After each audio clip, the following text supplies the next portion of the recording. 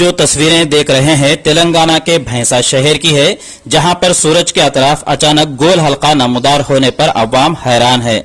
सूरज के अतराफ गोल रोशन हल्का दिखाई देने पर भैंसे की अवाम ने खुदाई करिश्मा मानते हुए इसका दीदार करने लगे और हर कोई इस खूबसूरत मंजर को अपने मोबाइल में कैद करने लगा।